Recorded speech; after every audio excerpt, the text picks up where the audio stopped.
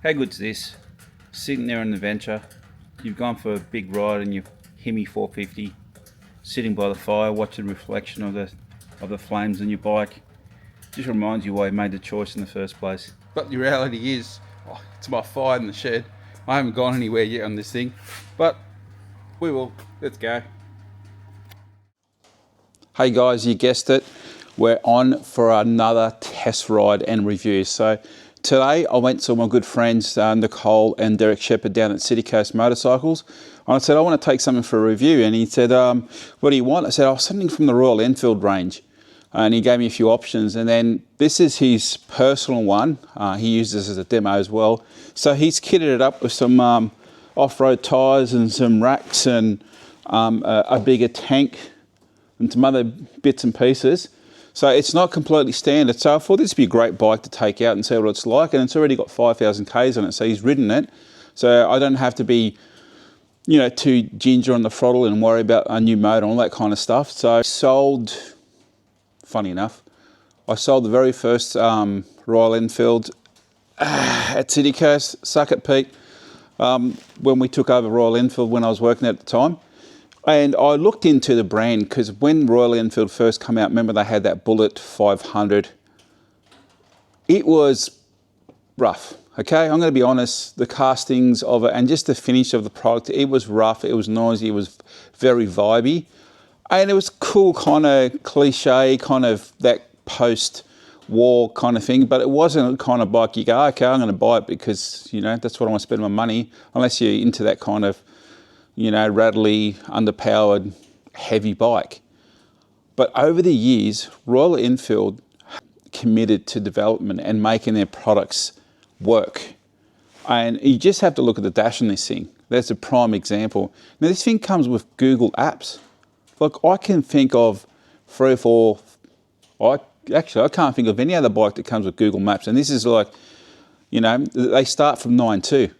And then you can go right up to just under 10 grand, 9,990 for this colour with the tubeless wheels. So they start off about 9.2. And they all come with Google Maps and like Bluetooth connectivity, and you can do all these things through the little joystick. It's a nice clear dash, and we'll go through that in a second. But I'm just blown away. And when you look at the dedication these guys put into, the research and development, there's a trip, it's on YouTube, where the guys, when they built this thing, they went from one factory and they went along all the way to this massive adventure in other factories, other shops. The managers and CEOs jumped on the bikes and they kept going. It's this long trek up this huge mountain, and it's insane. And all of them are so, they're so passionate about the brand. Like they bleed Royal Enfield. And when you look at some of the videos overseas, man, you get it. They just love it. Like you should watch their have you ever seen there's a Hunter or the Bullet 350? I think it's a Hunter 350. There's an ad for that, and there's a castle and there's some dogs and there's a guy rocking up on these beautiful like posh leather briefcases, and there's this massive party, and next minute there's mess everywhere, and I was like, what are they selling? Like, it's just weird. What kind of lifestyle they're selling? It was like full Bollywood production. And I asked my mate, I said, I'll send him the link to the video. I said, I should probably put the link in there for you guys to see and experience it. And I said, mate, what's the go for it? He goes, that's fantastic, isn't it? And I was like, really?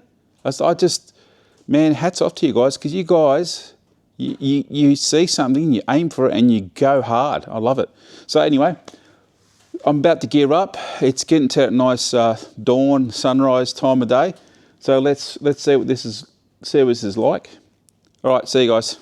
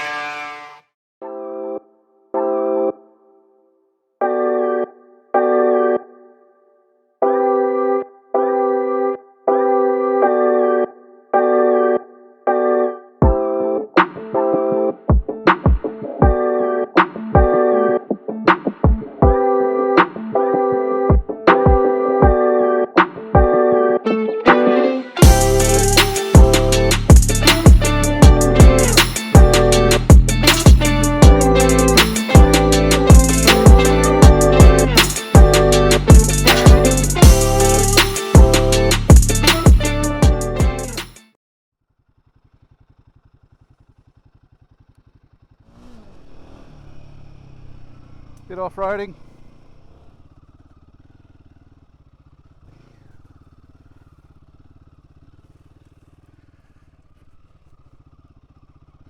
And this thing handles it easy. More of a motocross track, but let's give it a crack. It feels so secure. That's pretty.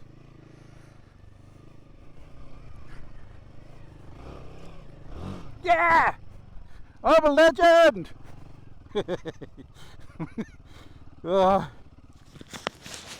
Yeah guys, this concludes the test ride on the Himalayan 450. Now as you can see, and I've said before, so this bike's kitted up with some extras, so this is not a completely standard bike. Funny enough, this morning when I was riding and doing my early morning ride, I get to Bald Hill and think, my hands are freezing. I was only afterwards on left went, oh you goose. I was going to say something else then. It's got heated grips. Derek's put heated grips in this along with the Bark Busters, the Acrobus, I can't even say it, tank, which I think looks great because it doesn't take away from the look of the bike, because some of them look really dumb. Now this bike is just loaded, standard, a whole heap of bits and pieces on it. I actually really like this bike. With these tyres, it's not as stable as other ones I've ridden with the normal 50-50 tyres, but that's to be, what's the word? That's to be expected. You're not going to have best of both worlds. Now, you would have seen a video around here. This is a private little spot. I'm not going to disclose where I am. It's pretty.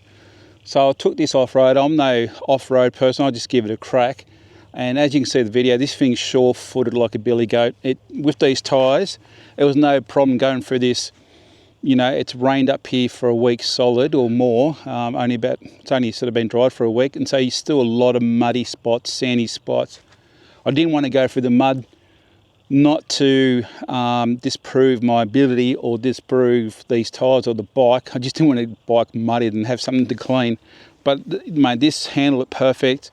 Like I'm nursing a bit of a sore back and sore neck and all that kind of stuff, and I get pins and needles in my wrist if I ride for too long. This has been so comfortable and it feels nice and light, but not too light. It feels flighty. It can feel a little bit flighty with these tyres. At speeds about 100, it can feel a bit wobbly, but I was yanking on the bars on purpose to get the front end to wobble, and it just stabilises so quick. The designers at Royal Enfield have knocked this out of the park. I think this is a 10 out of 10. If you're looking for something for the sub 10k for a venture / road bike, it's even got Google Maps on it. Seriously, it's got everything on it. There's USB-C charging port just under the handlebars here. Get a quad lock, get the app, boom, you're set, you're ready to go. Now this bike is for sale, so come and see the boys and the crew at City Coast Motorcycles. So Derek's putting this up for sale. It goes so well. It's with actually a good chance, a good ride to ride something that's got a few Ks in it, because you don't really tell when a bike's new. I'm going to wrap it here, and I don't know, I might put some stats up, but what do you need to know? Is it a great bike? Would I buy it? Absolutely. Like I like to entertain the dream that one day I'll get an adventure bike and go for long rides. This would be it. Whoop. I had a bit of stick on there and I just leant on it, and I don't want to dig through the grass and explain to Derek why his bike's in the dam behind me. I better go before I get in too much trouble. See you guys.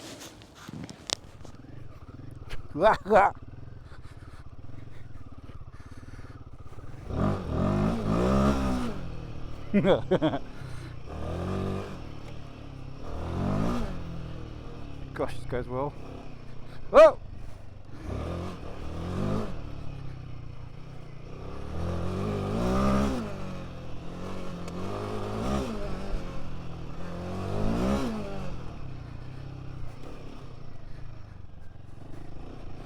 How do I get out of here? Go this way, maybe. Oh, water! Oh, mud! Ah! Ugh. I think it was that way. Oh, puddle! Ah! I got my cheese day! Yuck!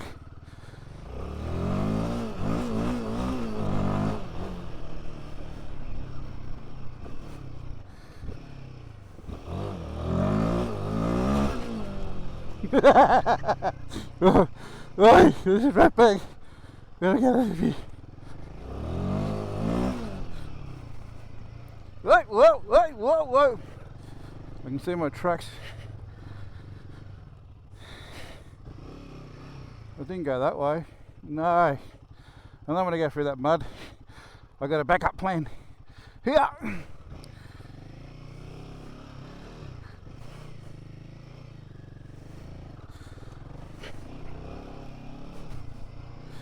We go this way, across that way, across the ruts, dodge the pine cone. Yeah, that looks better.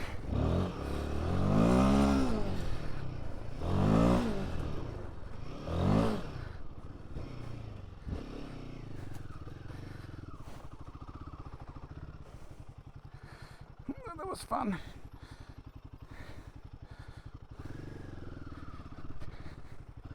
Better take it off.